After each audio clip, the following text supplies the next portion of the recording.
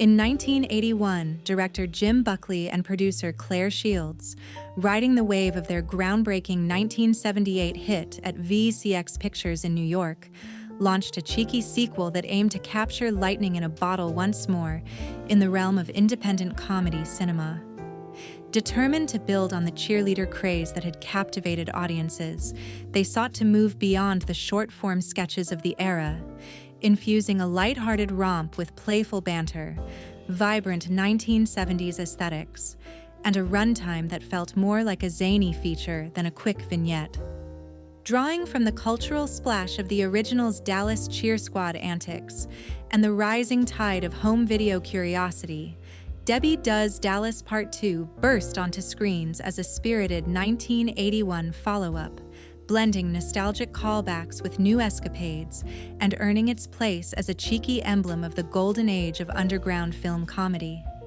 To this day, it fuels nostalgic chats among fans for its bubbly energy, ensemble hijinks, and snapshot of an industry chasing its own tail with unapologetic glee. Buckley and Shields, buoyed by the first film's unexpected blockbuster status, dreamed up a sequel that honored the cheerleading spirit while venturing into even wilder comic territory, complete with slapstick humor, colorful sets, and a funky disco-tinged soundtrack that screamed late 70s excess. Far from the rushed, low-effort productions that flooded the market, this project aimed for a star who could channel wide-eyed optimism amid the escalating chaos. Bambi Woods, the 24-year-old breakout star from the original, became their ace, reprising her role as the plucky Debbie with an appealing blend of innocence and spunk. Rediscovered during callbacks, Woods secured the part after dazzling Buckley with improvised cheer routines, negotiating a savvy package. $25,000 upfront plus 1% of the gross, a deal that outpaced many of her peers. By 1983, as the sequel topped $8 million in earnings, her residuals reached around $2,000 monthly, a tidy sum that underscored the era's growing performer visibility and commercial potential in the maturing home video scene. Shot in a brisk 3 weeks across chilly New York studios and a mock Texas ranch set on 16mm film, Debbie Does Dallas Part 2 popped with visual flair, from pom-pom bursts of color to snowy exteriors that lent a festive vibe despite the Lone Star backdrop.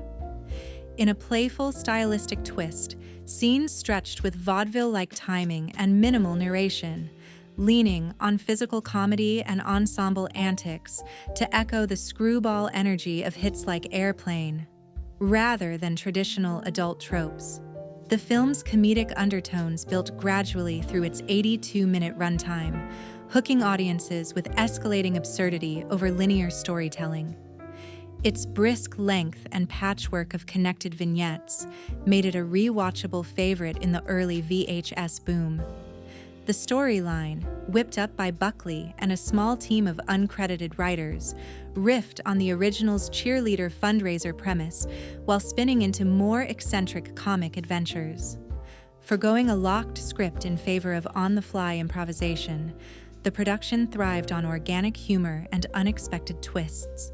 Picking up after Debbie's Dallas dreams, the story finds her hitching a ride with a talkative trucker, Robert Kerman, reprising his role, as she vows to leave cheer life behind. She arrives at her Aunt Rose's sprawling Texas ranch, now a bustling social hotspot run by the no-nonsense matriarch, Mimi Morgan, and quickly finds herself tangled in small-town hijinks, friendly rivalries, and outlandish escapades involving her old squad pals, Lisa, Ashley Wells, and Roberta, Daniela. The tale spirals into a riotous finale of misunderstandings, teamwork, and redemption, wrapped in a tone more comic than risque. The cast featured a lively mix of returning favorites and new faces, creating crackling chemistry on set. Bambi Woods remained the bubbly heartbeat of the film, earning praise for her effortless charm. Robert Kerman brought humor and heart to his trucker role, while Mimi Morgan's Aunt Rose added delightful sass and authority. Highlights included Ashley Wells as the quick-witted Lisa, Daniela as fiery Roberta, and Susie Nero as the warm-hearted Pat.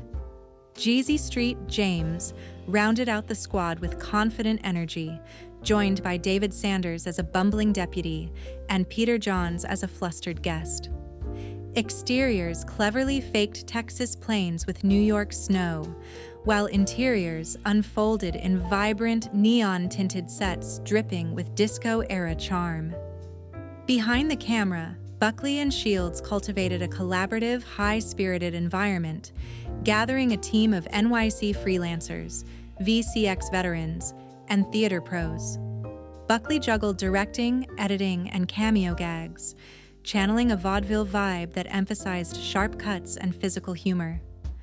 Wide lenses and colorful gels gave the film a cartoonish pop, while the soundtrack, packed with disco hooks and guitar licks, captured the energy of its era. Fans later joked it out boogies the Bee Gees. Costing under $75,000, the movie's bright visuals and upbeat audio made it look bigger than its budget, though later bootleg transfers dulled its colors until restored versions revived its sparkle. Premiering in mid-1981, Debbie Does Dallas Part 2 capitalized on sequel buzz and the home video explosion. Promotions teased its cheerleading charm and comic tone, sidestepping controversy while celebrating lighthearted nostalgia.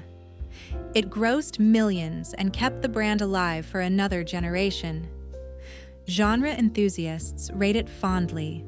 IMDb lists it around 5.3 out of 10, with viewers noting its raucous fun and ensemble energy, while some call it a chaotic but cheerful time capsule. Letterboxd reviews praise its campy vibe, colorful energy, and disco sparkle, giving it a solid 2.5 out of 5 as a nostalgic cult favorite. The film's legacy endures as both a time capsule of 1980s-style excess and a fun example of how even cheeky comedies could capture a moment in pop culture. It inspired countless parodies, spin-offs, and tributes, and Bambi Woods' brief rise remains one of the most curious what-ifs of the era. A 2019 Vinegar Syndrome UHD restoration restored its vibrant visuals and included crew stories about the snowy shoot and production quirks. Brimming with slapstick humor, cartoonish visuals, squad camaraderie, and that irresistible disco flair, Debbie Does Dallas Part 2 proved that retro comedies could balance mischief and heart. Zany, zigzagging, and zestfully enduring, it stands as one of the Golden Age's most spirited throwbacks, a pom-pom salute to an era that never stopped cheering.